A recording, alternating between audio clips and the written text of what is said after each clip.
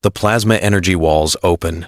Obi-Wan sprinted forward, lightsaber ignited, but he was already too late. He watched in horror as Darth Maul's double-bladed weapon impaled Qui-Gon Jinn. The Jedi Master collapsed to the polished floor. Something fundamental snapped inside young Kenobi. The Jedi code vanished, replaced by a cold, blinding fury. He did not center himself in the Force. He surrendered completely to his rage. Maul grinned, expecting a desperate Padawan. Instead, he met a whirlwind of lethal hatred. Obi-Wan's blue blade struck with terrifying velocity.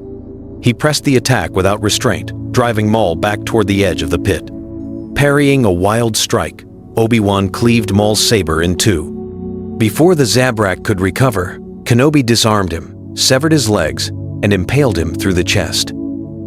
The Sith plunged into the abyss, but Obi-Wan felt no triumph, only a hollow, burning void. He knelt beside his dying master. Qui-Gon gasped, reaching out to touch his pupil's cheek. He whispered his final wish: "Train the boy, bring balance." But as the life drained from Qui-Gon's eyes, Obi-Wan did not feel the light guiding him. He felt betrayed by the Force, betrayed by the Jedi Council who had doubted them, and consumed by the darkness that had just saved his life. Standing over Qui-Gon's body, Obi-Wan extinguished his blade. Chancellor Palpatine arrived shortly after, watching the young Jedi with keen, calculating eyes. Palpatine did not see a grieving Padawan. He saw a weapon, forged in trauma, ready to be wielded. As the Naboo celebrations began, Obi-Wan made a silent vow. He would train Anakin Skywalker, but not for the Jedi. Standing beside the newly elected Chancellor, Obi-Wan felt the dark side whispering to him, and this time, he welcomed it. The Jedi Council granted Obi-Wan the rank of Jedi Knight, mistaking his cold composure for profound detachment. They believed he was quietly processing his grief. They could not have been more wrong. In secret, Kenobi frequented the lowest levels of Coruscant, meeting with Chancellor Palpatine in secluded sanctuaries.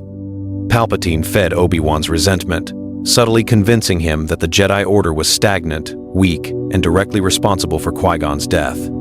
Darth Sidious realized he no longer needed Count Dooku to lead his alternate grand design.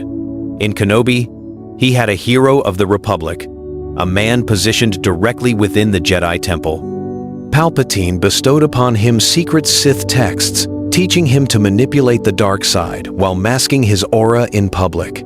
Obi-Wan proved an apt pupil. His grief morphed into a calculating desire to burn the old galaxy down and rebuild it with absolute control. To the galaxy, Obi-Wan was the picture of Jedi perfection, composed, articulate, and skilled. But beneath the polished exterior sat Darth Maul's killer, quietly festering.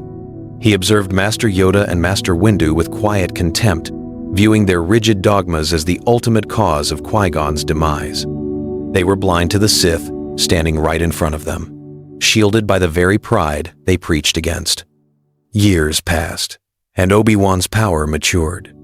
He learned to channel his anger into lethal efficiency, keeping his hatred buried under a charming, noble smile. Palpatine promised him a new order, one where weakness was eradicated and true strength dictated peace. Obi-Wan accepted the vision entirely.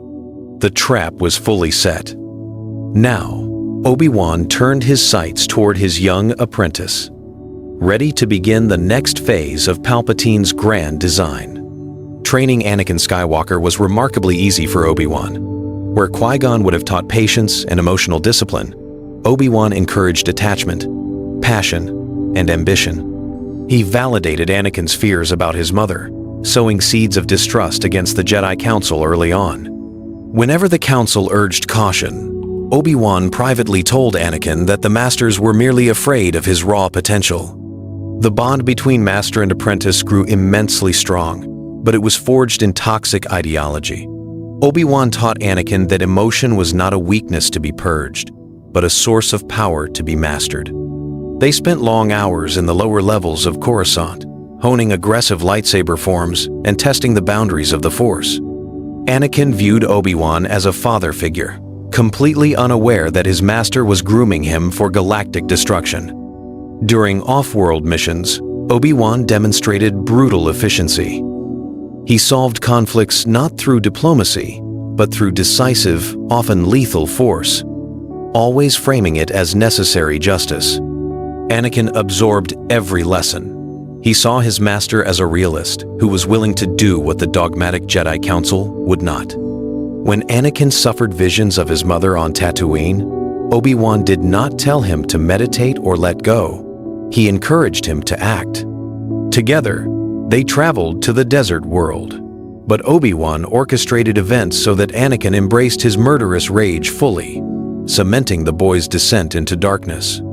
Upon their return to Coruscant, the Jedi Masters saw only a talented knight and a gifted Padawan. They had no idea that the Chosen One was no longer the savior of the Jedi, but the ultimate weapon built to destroy them. The Clone Wars ignited across the galaxy, and General Obi-Wan Kenobi quickly became one of the Republic's most decorated commanders. But behind the propaganda, Obi-Wan was executing Palpatine's precise instructions. The war was merely a crucible to test the clone armies, weaken the Jedi, and clear away unnecessary pawns. Chief among those pawns was Count Dooku. Sent on a solo covert operation to the flagship Invisible Hand, Obi-Wan confronted Dooku in his private quarters. Dooku raised his red lightsaber, expecting a simple Jedi duelist. He was met with the horrifying fury of a fellow Sith practitioner. Obi-Wan moved with terrifying precision, blending Form 3 defenses with brutal dark side strikes. Dooku was caught entirely off guard by Kenobi's dark strength. Within moments, Obi-Wan disarmed the former Jedi Master, severing Dooku's hands.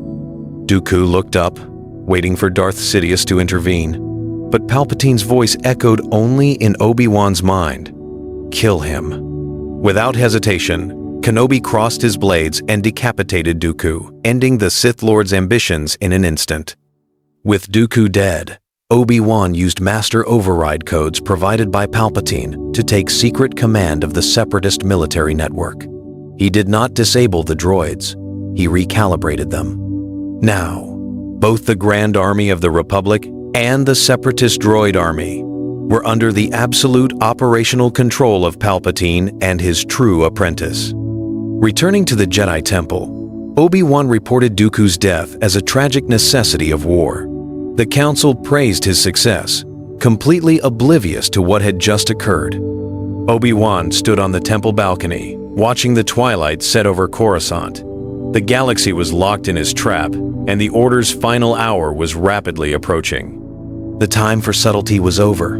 Palpatine issued the directive, and Order 66 echoed across the stars. But on Coruscant, the execution was unprecedented. Obi-Wan Kenobi marched upon the Jedi Temple, not as a defender, but as its absolute conqueror. Beside him marched the veteran clones of the 501st Legion, flanked by thousands of Separatist battle droids, marching in terrifying synchronization. The Jedi inside were utterly confused. They saw Obi-Wan leading the forces and assumed the temple was under attack from external threats. That hesitation cost them everything. Obi-Wan ignited his blue lightsaber, its brilliant hue contrasting sharply with the cold, dark fury in his eyes. He gave the order to open fire. What followed was a horrific, systematic slaughter. Obi-Wan moved through the grand halls like a phantom of death. Master after master fell to his blade. He sought out the senior council members with personal vengeance, striking down those who had spent years preaching detachment while sending thousands to die in war. He viewed every swing of his lightsaber as an overdue payment for Qui-Gon's sacrifice. The temple burned. Smoke billowed into the Coruscant sky, visible for miles. Younglings and Padawans were cut down without mercy. The Jedi Order, built over thousands of years, was dismantled in a single night of precise, calculated violence. Standing atop the temple steps, Drenched in the blood of his former brothers and sisters, Obi-Wan deactivated his weapon. He looked out over the burning cityscape with cold satisfaction. The corrupt Jedi were dead. However, one major variable remained unaccounted for. Anakin Skywalker had missed the assault, and he was rapidly returning to discover the truth. Anakin Skywalker landed his starfighter on the ash-covered landing pad of Mustafar. He was completely shattered. Upon returning to Coruscant, he had witnessed the smoking ruins of the Jedi Temple and security recordings that defied comprehension. The man he had loved as a father, the noble Jedi Knight Obi-Wan Kenobi, was the architect of the massacre. Obi-Wan emerged from the mining facility, his dark cloak catching the fiery wind. He looked at Anakin, his expression devoid of warmth or remorse. Anakin stepped forward, tears welling in his eyes, his voice trembling with anger and disbelief. He demanded to know how the man who raised him could betray everything they stood for. Obi-Wan smiled thinly, explaining his vision with terrifying calm. He told Anakin that the Jedi were weak, hypocritical parasites who deserved their fate. He urged Anakin to join him, to take his place beside him in the new empire they would build together. He claimed everything he had done was to free Anakin from the Council's lies. Anakin drew his lightsaber, the blue blade crackling against the sulfurous air.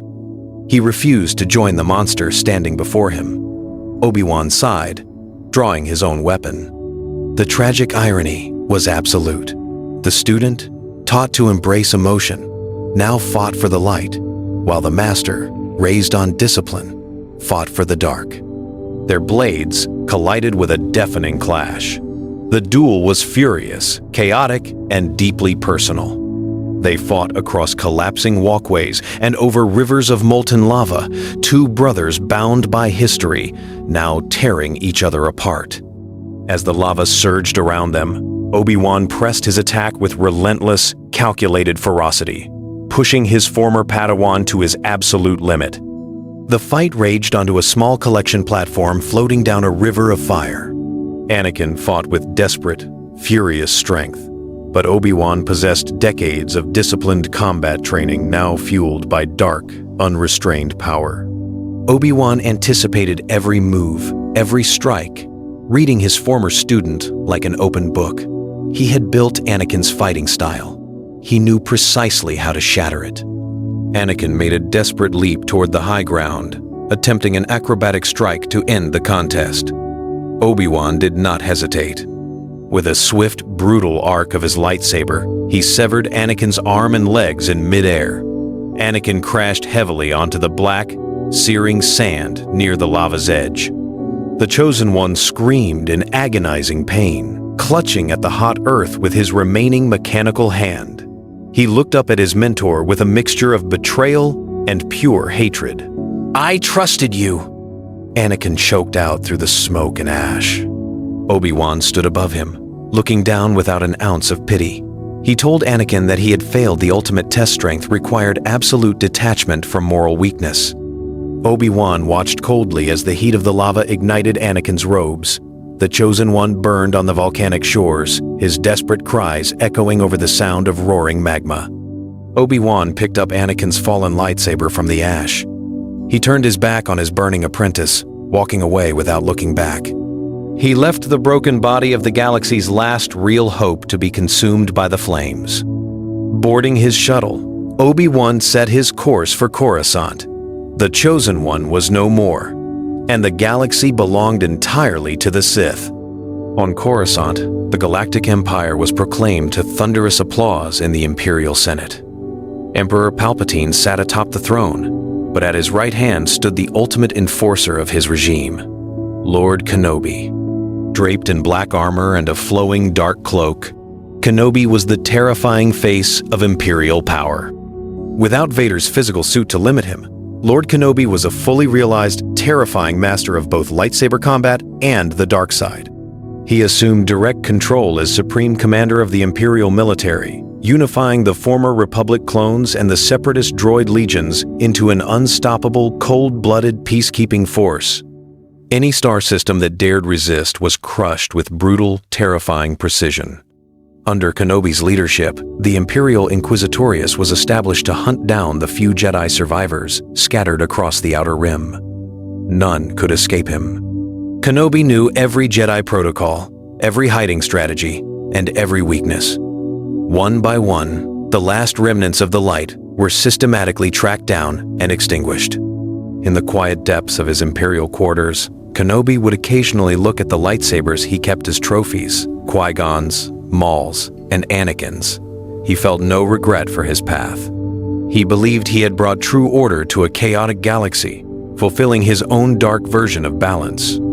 The galaxy settled into a dark age of absolute submission, with Emperor Palpatine ruling from the shadows and Lord Kenobi commanding the vast military might of the Empire. No rebellion would ever take root. The light had been thoroughly extinguished, replaced by the unbreakable, eternal reign of Lord Kenobi.